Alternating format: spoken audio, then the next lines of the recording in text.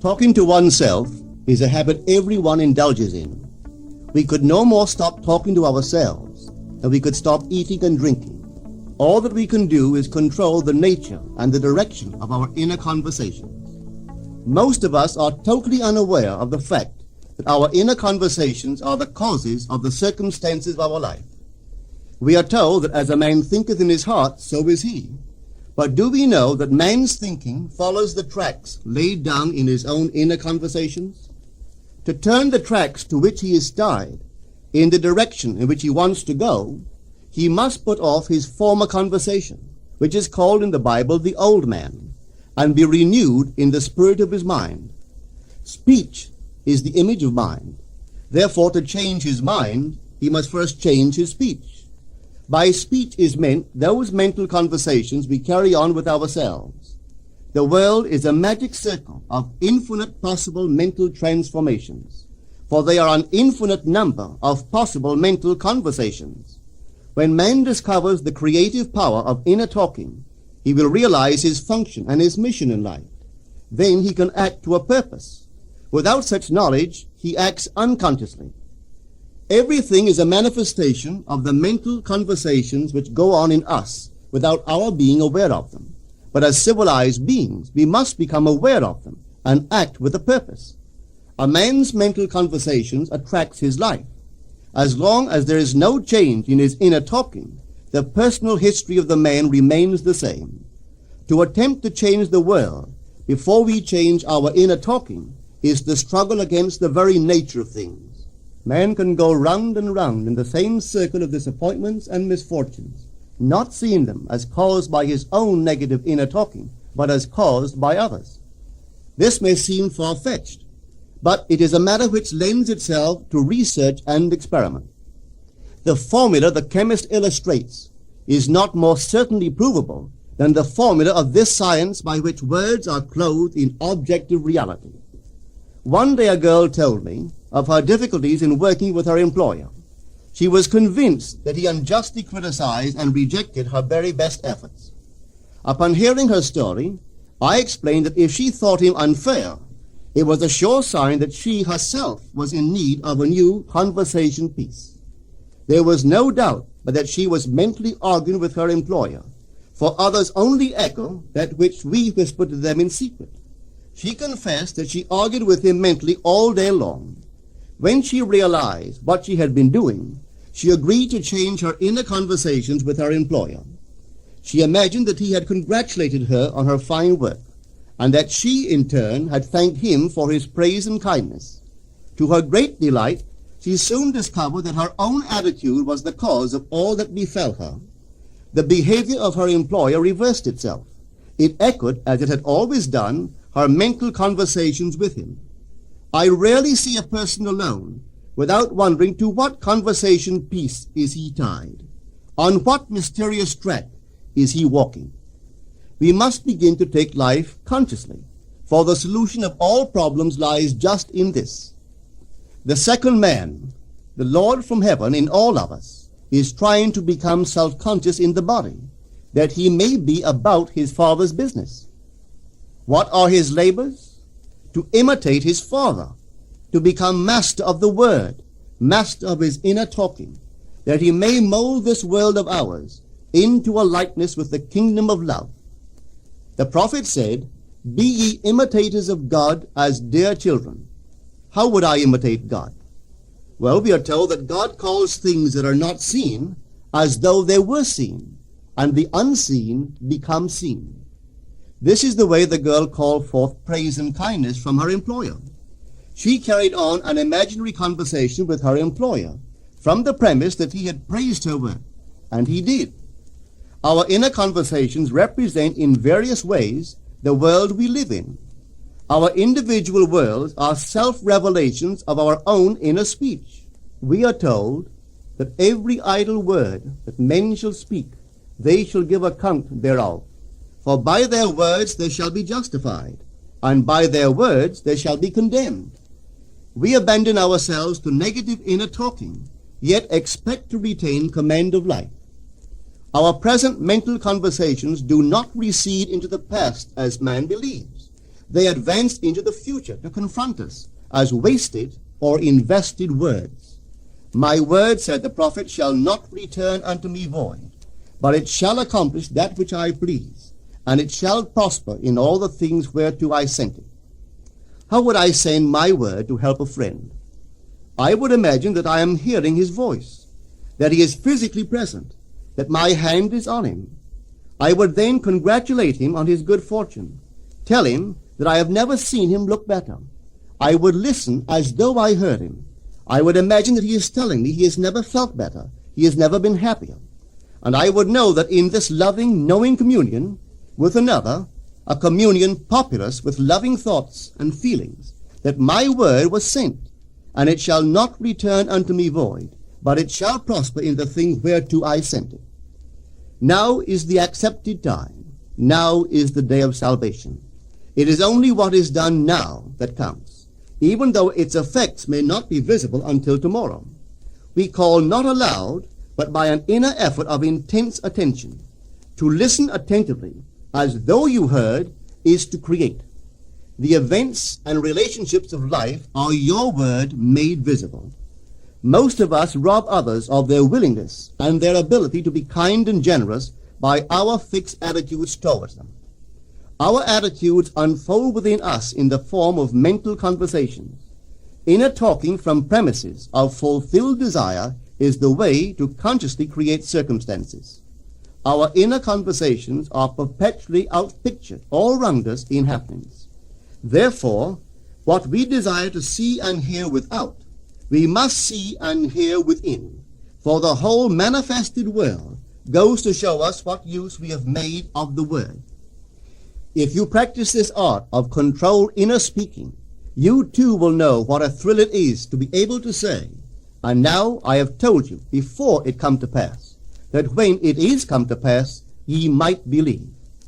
You will be able to consciously use your imagination to transform and channel the immense creative energies of your inner speech from the mental, emotional level to the physical level. And I do not know what limits, if any, there are to such a process. What is your aim?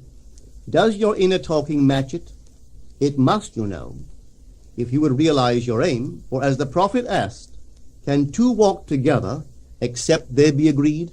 And of course the answer is no, they cannot.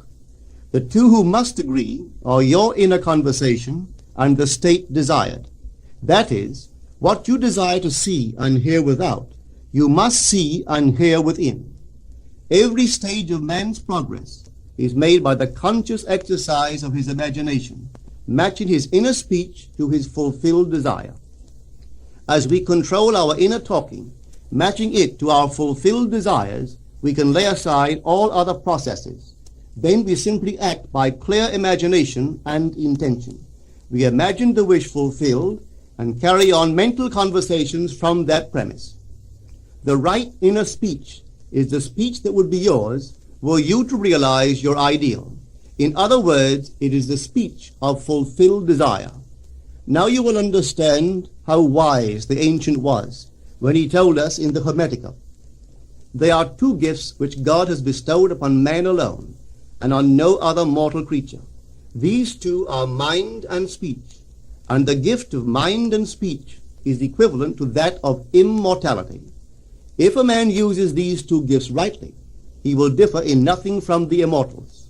And when he quits his body, mind and speech will be his guides, and by them he will be brought into the troop of the gods and the souls that have attained to bliss.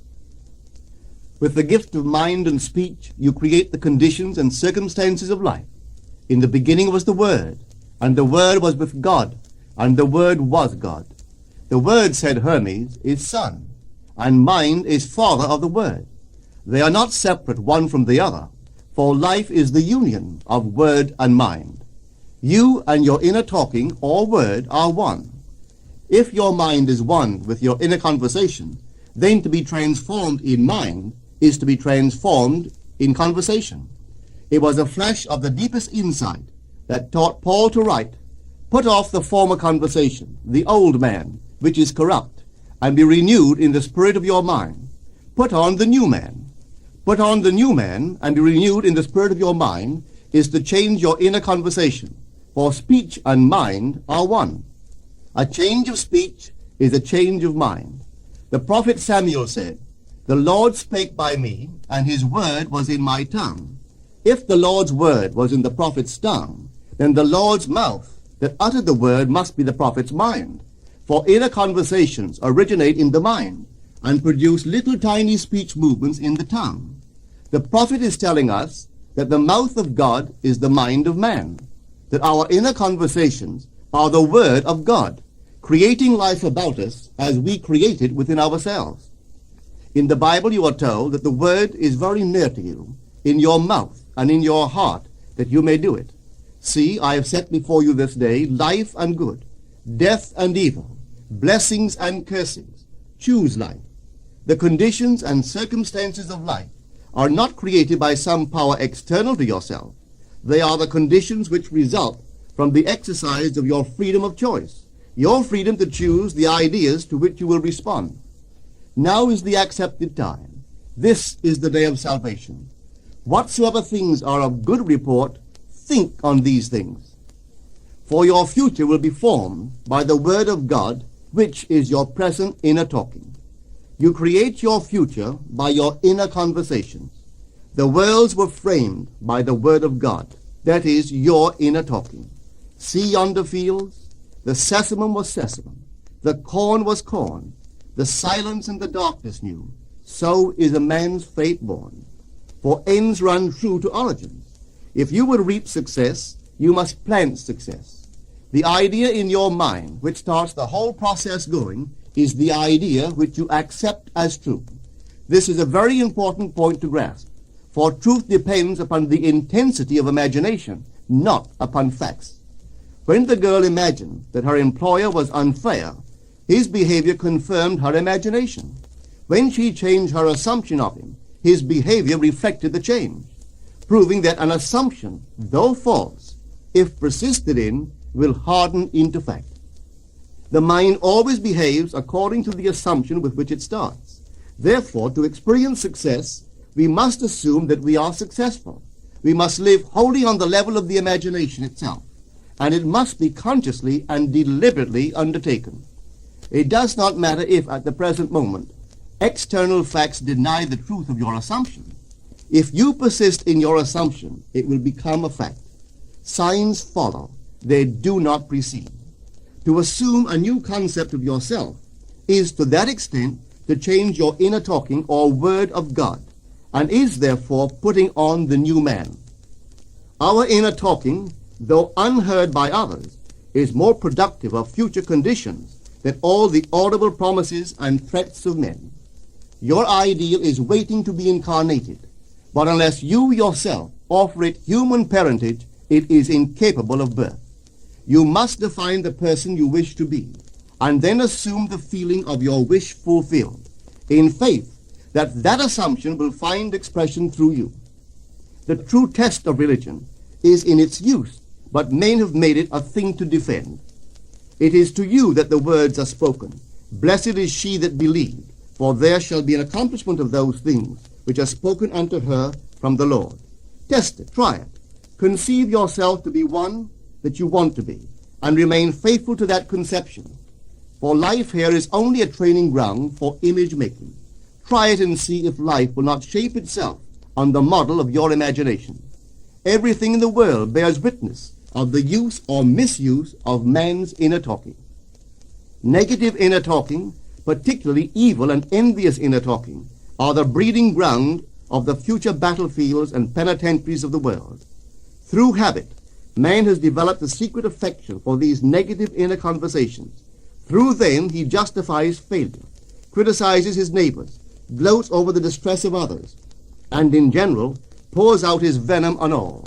Such misuse of the word perpetuates the violence of the world. The transformation of self requires that we meditate on a given phrase, a phrase which implies that our ideal is realized, and inwardly affirm it over and over and over again until we are inwardly affected by its implication, until we are possessed by it. Hold fast to your noble inner convictions or conversations. Nothing can take them from you but yourself. Nothing can stop them from becoming objective facts.